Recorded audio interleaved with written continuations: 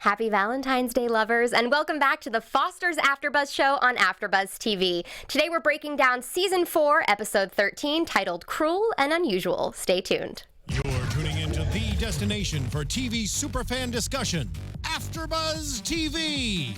And now, let the buzz begin.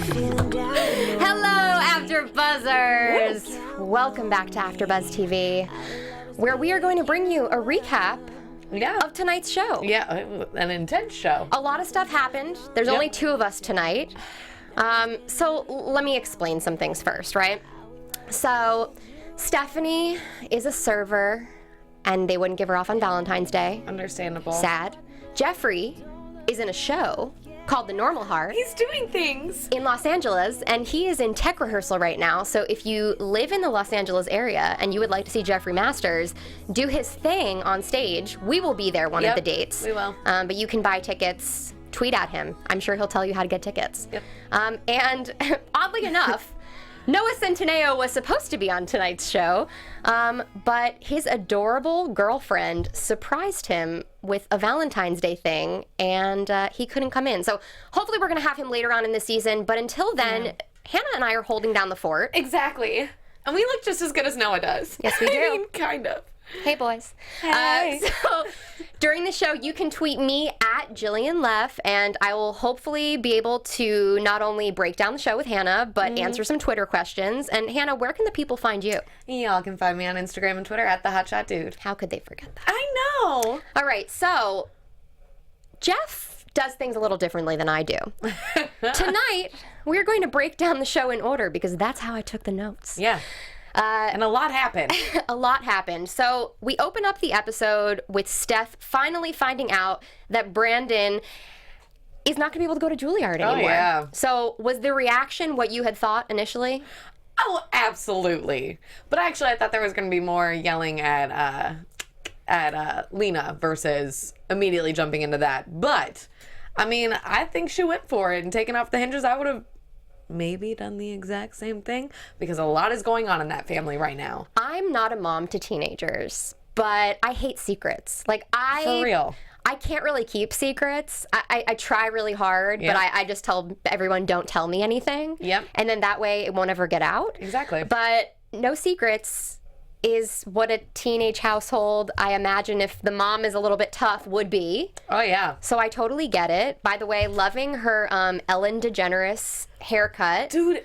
It literally looks, allow me to do a side-by-side. I wish we could do that right now. Side-by-side of Ellen's hair and Steph's hair. Like, I wonder if the hairstylist saw Ellen on the Warner Brothers lot and was like, Teri Polo. Really, truly. Styled the same way, same product. Looks so good though on her. Great. Like even the color, like the way they've started doing the highlights, I feel like, or like tips or whatnot, looks exactly like Ellen, but she is working it. Yes. And she looks so good. She looks good. The kids hate her. I feel like that's like typical hot mom, looks good, kids hate her. It is. So as the door thing is happening, a wrench gets thrown into all of this, and that's Robert Quinn.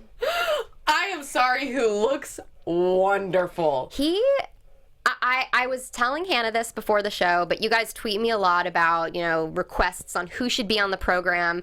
And I have to tell you, Kerr Smith is like one of the #1 requested people, and we've been trying and trying and trying, and I hope one of these days we get him on, but so far it hasn't happened. Which blows my mind because everybody who comes in when we tell them that we want him in, they're like, oh my God, Kerr would love to come in. Yeah. I'm sure if you asked him, Kerr would love to come in, and we're like, Kerr's so nice, Kerr's so sweet. Exactly. I'm like, so why isn't he in here yet? Why aren't you? I'm like, every time a guest is in, I'm like, why don't you all just text him and be like, hey, I'm going in, come with me. Maybe we need to have the Foster's fam tweet at him and tell him to come on the show. Everybody tweet at him. I mean, I feel like he would be somebody who maybe is not really into social media, but checks up on it, you know what I mean, and would actually respond to everybody. I guess that's a challenge for you. It is a challenge. Then again, I've never tweeted at him, so maybe I have something to do tonight. Kerr, I need a Valentine. So Steph sees him at the door. It is the most awkward exchange because he somehow finds out, we still don't know how, but he somehow finds out that Callie is in juvie. They have this weird, I'm her birth father. And he says this with sort of lightning bolts in his words, like he's coming down. Meanwhile, we have not seen him in how long? I was like, I know. Where have you been? But I loved his little giggle when she was called him out on like who's a better parent kind of, and he was like, I'm like, you are charming. You are charming, I don't care. In your turtleneck. You're charming in your turtleneck. But I think maybe Sophia, maybe that's how he found out about it. I guess, but also we haven't seen Sophia since the whole bathroom encounter with that guy. So right, which I'm surprised that hasn't been touched on, actually. I don't know. I feel like, especially since Sophia was like such a part of that we haven't seen her, it seems very odd to me. But I saw the actress that plays Sophia, Bailey Madison, she tweeted a Foster's photo today. So I don't know if that's something that we have to look forward to in the next couple of episodes, or who knows, they're writing season 5 right now. Maybe we will see more Sophia in season 5. True. So after this exchange, which by the way, Robert Quinn definitely says, you must keep me informed. We then go to Mike and Anna, who are delightful. Okay, I love the Nooch so much. I know. Like, Danny Nucci is great. Mm-hmm. But him and Anna, like, I was against this. I know. I'm changed. Okay, good. Because I'm like, I don't even remember if I was against her or for it, but I just know that it's just like sparks on the TV when I watch them.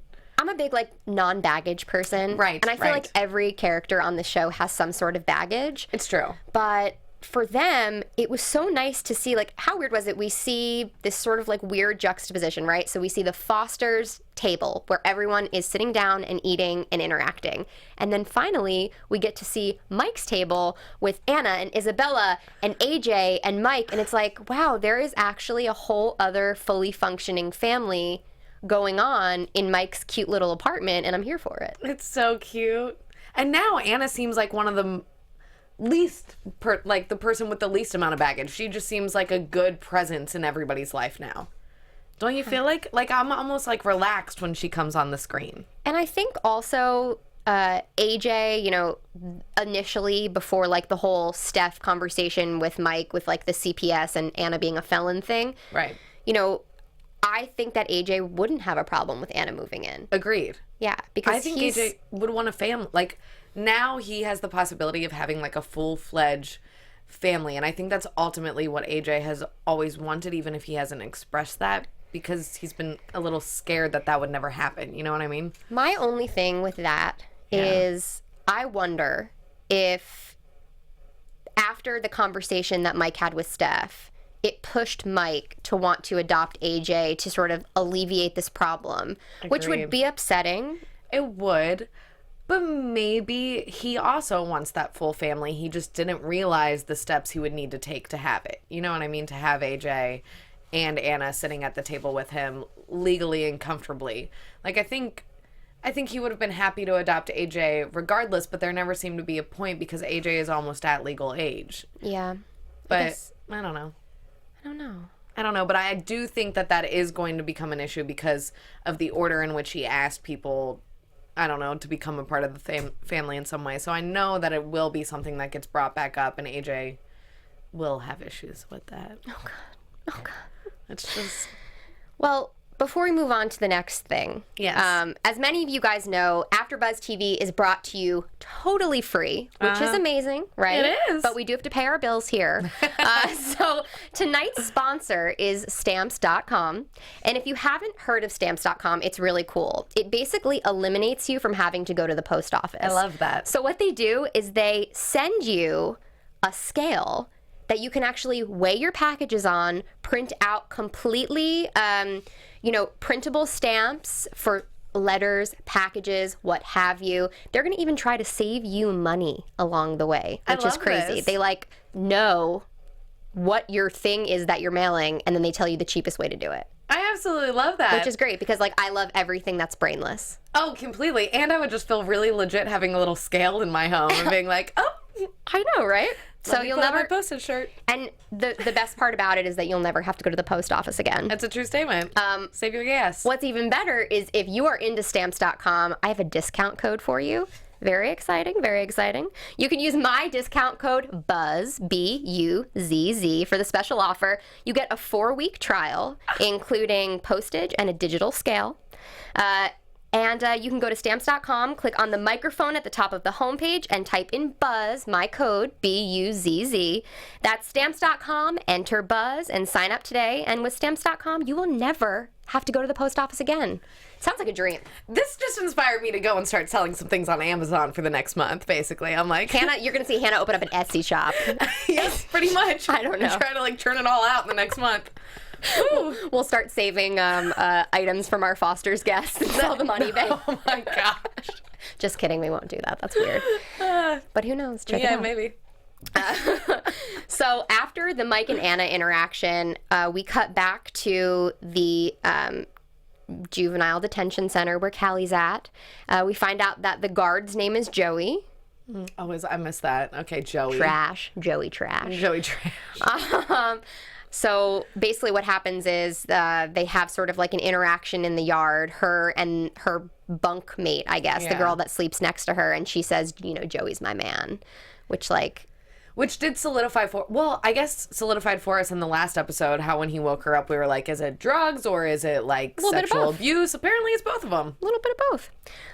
And the girl that tells Callie about who Joey really is kind of hints to the fact that his drugs may be killing girls.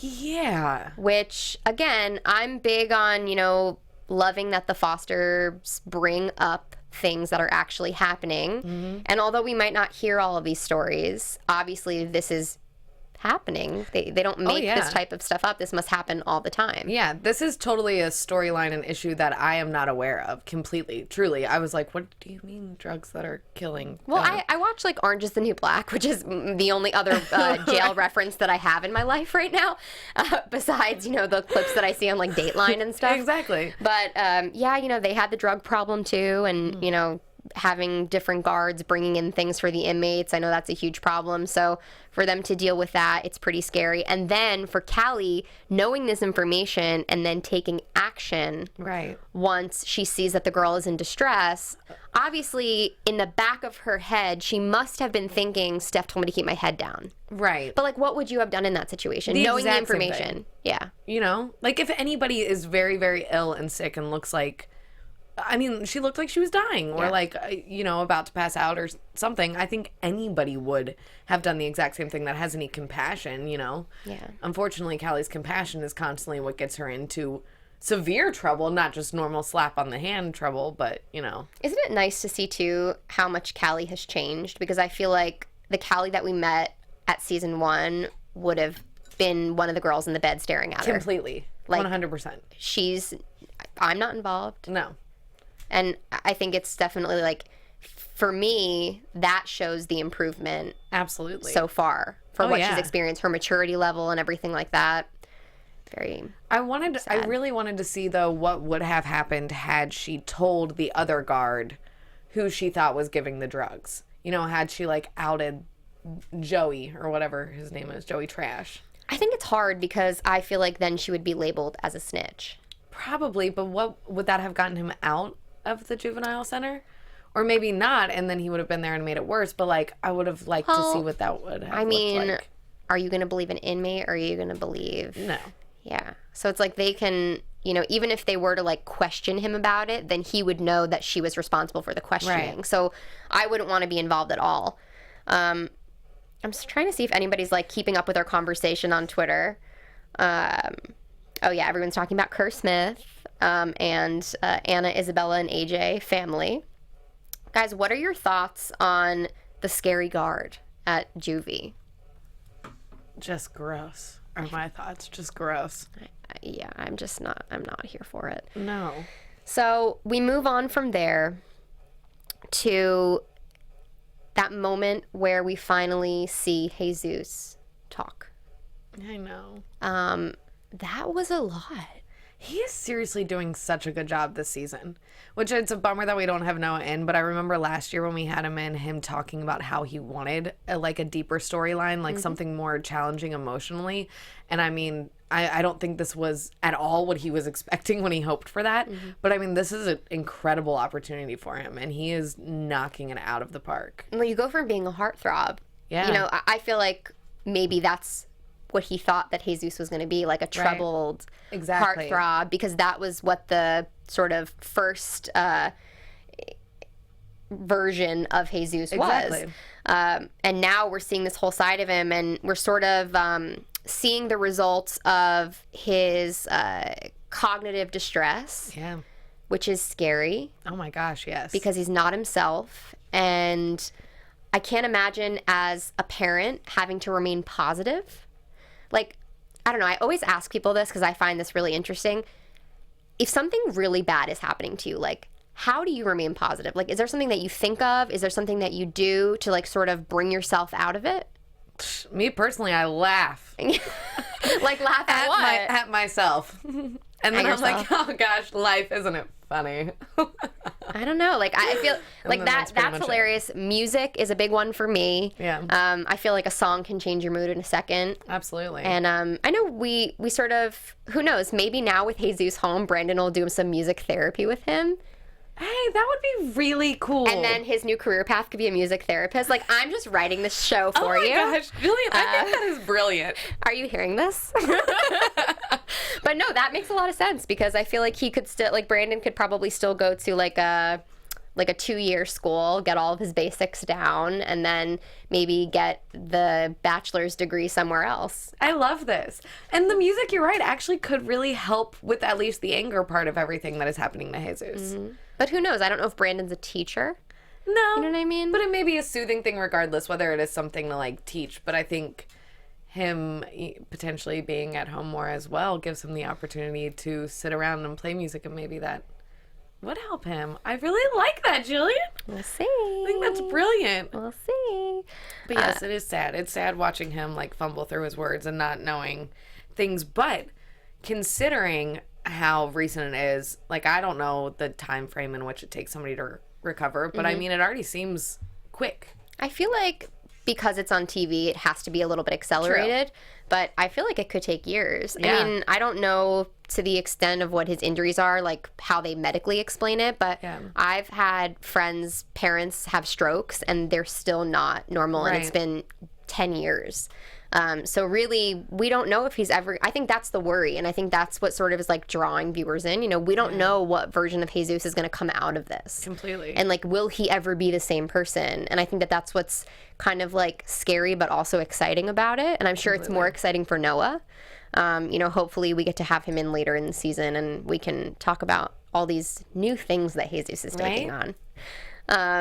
So I want to go back to Brandon because I feel like we can talk about him pretty quickly. He kind of had a light episode. He did. So Brandon stirred up some trouble with Matt and Mariana, which is disappointing. Very disappointing. I was rooting for Matiana, you know. I think everybody was. And what in his right mind in that situation makes him think to go to Matt before going to Mariana? It's hard. Like, I get that Mariana's his sister, but I almost might have went a step further and just gone to Emma. Truth. Because that's the person that he saw by it. Exactly. And there was a chance that it wasn't even Mariana's at all. Yeah. And he could have cleared that up right then and there without putting anybody else in a tizzy. And, like, I don't know. I feel like it is more awkward because the exchange between him and Matt asking about sex and the condoms and everything, that was so awkward. I would never, in the middle of the school day. No. So you had sex with my sister. And then, of course, Matt's like, there's no way that I could have gotten her pregnant. Not possible. Jeff Masters doesn't know how babies are made. He's like, she's pregnant. I'm like, they had sex yesterday. Not possible. It takes a little time, people. It takes a little time. But good to know that they used a condom, so obviously we don't have to deal with any of that. But now it brings us to, you know, their breakup and that imploding relationship, and now what is happening with Emma, which we'll get to in predictions, but clearly that's the next person that we need to turn to, was this test for her. Oh gosh, that is. I don't know. I mean, we all know it was for her. Let's be honest. I'm gonna do a Twitter check-in one more time. I feel like. I know. I keep checking, but it's more comments. So Cassie, which is awesome. Cassie at Team Bradley _ said Brandon went to Matt because he's his best friend. Yeah, I get that, but I'm like, but he messed up because he messed everything up for everybody, and I'm not happy about it. And like, I feel for Matt that he, feels out of the loop on everything. But the conversation before a breakup is always better than breaking up during the conversation. You know what I mean? Like, it's never the right way to go about it, especially when you have just had sex with this person for the first time. Yeah, that line hurt. Oh, hard. Because, I don't know, like, how many times have you been that girl? Or have you known somebody that was that girl that just sort of, you let your feelings all go and that person was on the same page with you and now they're not? No. It's awful. And there's no proof. There's no, like, I get that, obviously he's hurt by her lying and things like that, but Mariana had a really tough episode this week. Yeah, she did. Between the Matt stuff and the conversation that she had with Steph, I want to talk about that. Oh, yeah. That was like, okay, so hear me out. When Steph suggested therapy, I thought for a second that Mariana was like, what? And then she was like, okay. How did you feel that she took that? I didn't feel like there was like a what, but I did feel a lack of desire, obviously, to go back to therapy, and I don't think it's. And everybody has different views on therapy, and I don't know if Mariana is one of those people who thinks that maybe therapy would even fix anything, And Steph and Lena, it's understandable why they would like to have her do that, and they would like to make sure that their child is working things out because they have multiple children, and they can't sit down and have those conversations and check in every single day to make sure, that they are doing okay and all these secrets aren't happening. And, sure. So I totally understand that, but I think Mariana personally doesn't feel maybe the need to be going back to therapy, but knows that there are things she needs to work on. Yeah. I mean, when your mom is telling you that you can't cry in front of your brother, gosh. That in itself is like another layer of like twisted emotion that she needs to sort of untangle. Right. I feel like there's a lot of untangling in her mind going on right now. She's like, my brother is fine. He's awake. He's up.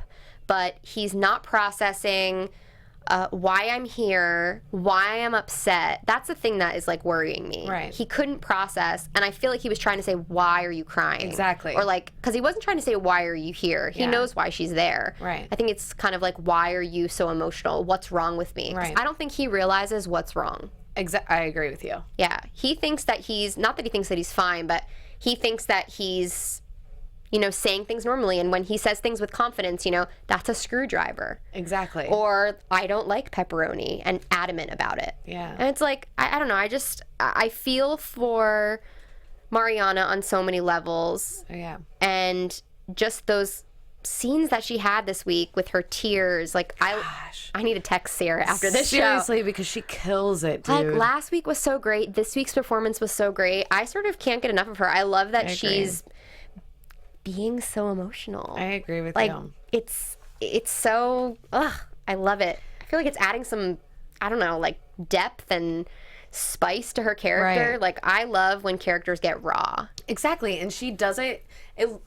It seems so raw coming from her because she is constantly so honest in her emotions, I feel like, on camera. Like it never looks forced or anything. It looks like how honestly people do get upset and when people do want to cry. And she just nails it every time. Mackenzie at MacMunman said Matt had a right not to trust her, but he doesn't know her side of the story like we do. It's true. And it's a shame. And I think, and going back to the therapy stuff, I think the biggest frustration probably for Mariana and for viewers is that it sounds like a dismissal of her feelings. That like it can't be talked through, or that nobody wants to hear what she's actually going through, but would rather send her to therapy because something must be wrong with her if she's feeling those things, Yeah, I also didn't like how, I mean, I get that it's like obviously a mother-daughter relationship, but Steph coming down so hard and saying, what makes you think that you can go off and do whatever you want to do all the time? Right. Like, you can't do this. You need to, like, shape up or ship out. Like, that's basically how I got it. You know, Exactly. She was laying down the hammer hard, which was fine, but it was a lot to take in because they don't have that type of relationship. Exactly. And I don't understand. Mariana has been through so much in the past year with all the Nick stuff. And so seeing her turn to using Adderall and sneaking around and, you know, just kind of being a little bit everywhere, I just don't understand why nobody, instead of getting mad at her, nobody is like, what is going on with you? Are you okay? We haven't checked in. I haven't talked to you about all of this. How are you dealing with the Nick stuff? Instead of getting angry at her for potentially, you know, lying about the Nick stuff when he was at the fair, whatnot that we call it. I just hope that it doesn't screw her up more. Agreed. Like, I really hope that she's processing everything. Yeah. Because it would suck if it sort of gets her off the track that she was on. Well, especially now with Matt, I think that's kind of like an emotional last straw for her.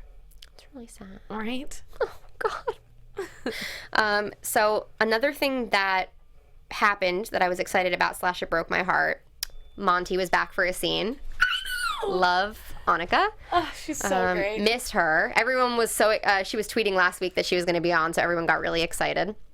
And Monty suggests Lena take a leave of absence, which in, you know, reality she ends up doing. Right. But I can understand her reasoning for not doing that. Oh, completely. I feel like that's everyone's reasoning. Like, if everyone needs a little bit extra money, they're not going to turn down overtime, or they're not going to like, Right. like, oh no, like, I'm just going to take a break. Like, Yep. I'm going to do whatever I can to make sure that we can pay these medical bills and we can get things done, because the mamas are so, they want to make sure everyone's taken care of. Yeah. Taken care of.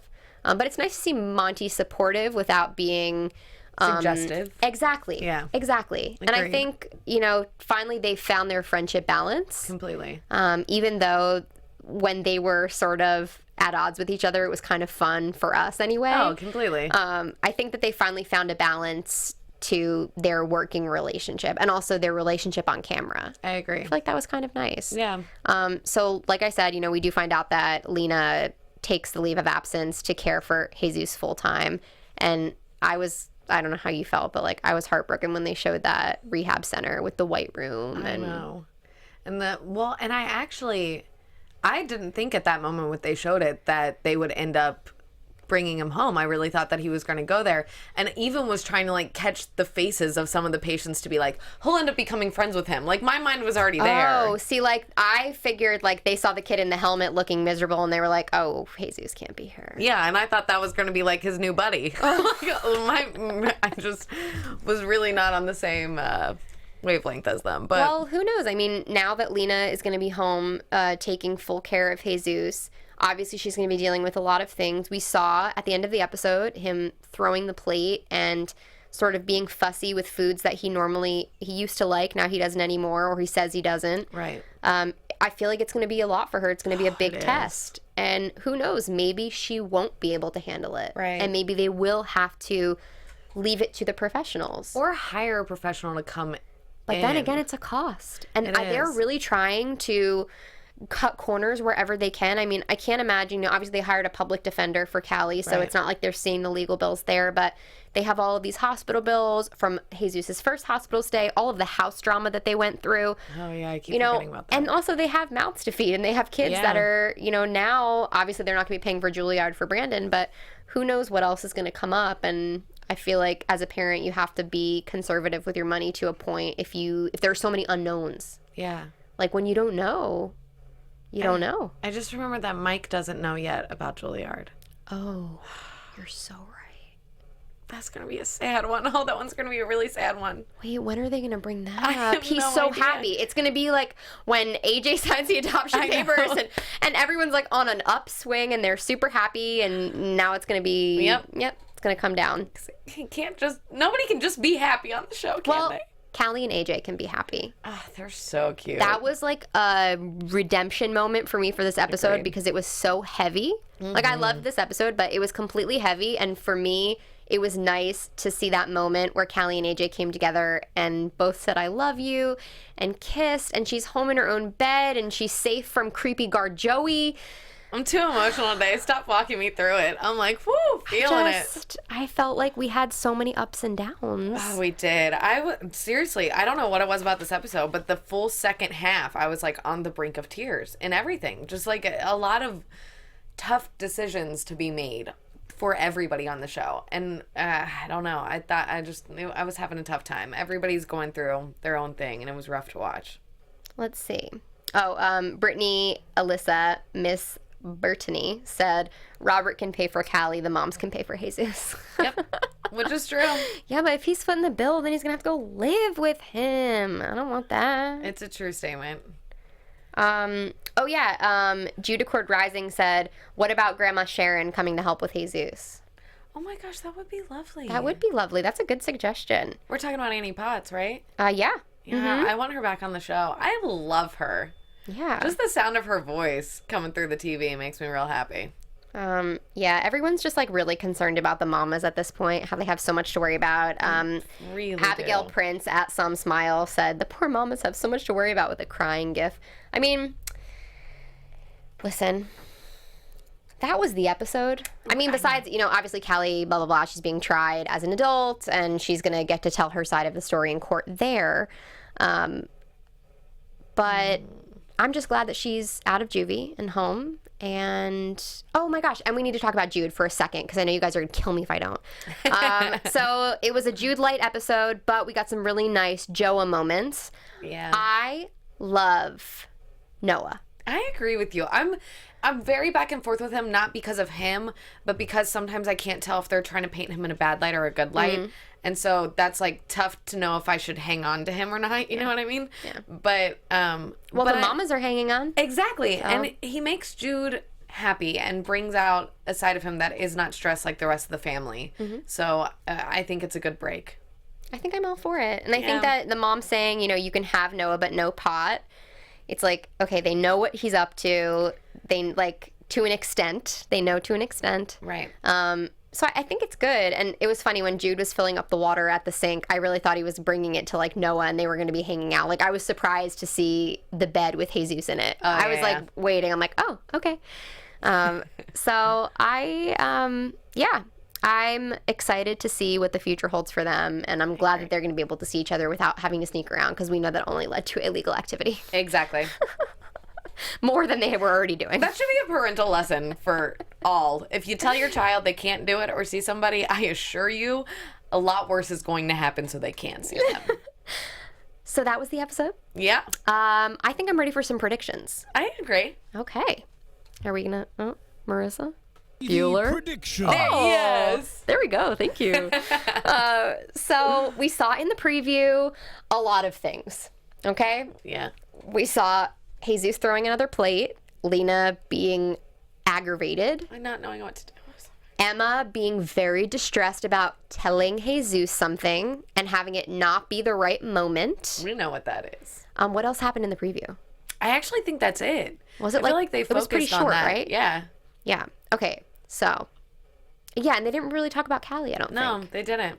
Okay. I need to rewatch the preview because it was very fast. Because I guess they can't really talk about Callie for a hot minute because until all the trial prep and everything starts, I think there's going to be a little bit of an episode break about the trial topic. Yes. And focus more on Jesus and the pregnancy because I think that is very important. Possible pregnancy. Yeah, but if she is So you're on stressed, team pregnancy. I'm thinking it's happening. Team pregnancy, not teen pregnancy. Exactly. Because in my mind... That was lovely. But in my mind, if she feels the need when he is going through this to tell him something but doesn't feel like it's the right time, then to me that she must think she is pregnant. Right. Because if the test if it was her test and it came back negative, in that point in time when he is going through that, I would be like, there's no need to tell him because I'm okay. You know what I mean? I will tell him once he is good and better and be like, hey, so you missed out. I had a little scare while you were sick. I don't know. You know what I mean? But what if, and I don't remember because I'm old and I've been doing this for like 4 years, but what if they bring up abortion? Which they may. I wouldn't be surprised if they did. And my reasoning for this is Emma looked very calm, cool, and collected when she was with Jesus on his bedside. Agreed. And I know that it could have been an act. Right. But obviously if something's weighing on you so heavy, I feel like It's hard for it to not show. and in the moment too, like if it in fact is Jesus's or if she is pregnant, I feel like if, he was in the hospital seriously injured, not knowing if he would come out of it, I feel like maybe she would have panicked and just taken care of it in whatever way she could. Or who knows, maybe they'll deal with like miscarriage. I have no idea. Like they already did with Frankie, but Yeah. I don't know. Like there's so many possibilities and this show always surprises. Yep. I think we have a lot to look forward to. I'm freaking out about Callie. I know. But looking ahead, we really do have some exciting things coming up on our show. If all goes well, fingers crossed. Yes. Amanda Layton will be coming in. She plays Emma. She'll be coming in next week. Mm-hmm. And then I believe the week after, we're going to have Hayden Byerly coming in, which is really exciting. We love Hayden. He's been away, and now he's back. And then I think we have a break, and then Bradley Bredewig is going to come in. I'm so stoked. I'm never here when he is here. I know. It's going to be, I'm like super excited. He's very excited. This was like his baby, his show. I think it's like episode 16. Great. And then we have Tom Williamson coming in. We have Kara Royster, who's a new character. Which I think she used to be on Pretty Little Liars, if I'm correct. She's Toby's wife. Yeah, she is a delight. Yeah, so I'm excited to have her come in. And then we have a couple more surprises for the end of the season. But I think we have a stacked lineup. I've been busting my bum for you guys. That's so that Kerr is not going unnoticed. We are just, hello, Kerr. I'm trying. Anyway, I think that's about it for tonight. What do you think? It is. I think we really did it. Jeff, we don't need you. No, I'm just kidding. We miss you a lot. We can make it if we try, just the two of us. Okay, so all I wanted was to hear her sing for Valentine's Day. I got it. Hannah. Where can the people find you on social media? You all can find me on Instagram and Twitter at @TheHotShotDude. And you can find me on Twitter and Instagram at Jillian Leff. And if you like this show, there are plenty of other shows in the same genre that you can enjoy on AfterBuzz TV. Hannah hosts the Switched at Birth after show. We also have a Shadowhunters after show. I think we might even have a Baby Daddy after show. A lot of freeform, a lot of fun. So find them on AfterBuzzTV.com, and we'll see you next week with hopefully the whole crew. Yeah. I don't know. Tweet me a Valentine's Day wish. Oh, please, me too. Love you guys. Bye. From executive producers Maria Menounos, Kevin Undergaro, Phil Svitek, and the entire AfterBuzz TV staff, we would like to thank you for listening to the AfterBuzz TV network. To watch or listen to other after shows and post comments or questions, be sure to visit AfterBuzzTV.com. I'm Sir Richard Wentworth, and this has been a presentation of AfterBuzz TV. Buzz you later. The views expressed herein are those of the hosts only and do not necessarily reflect the views of AfterBuzz TV or its owners or principals.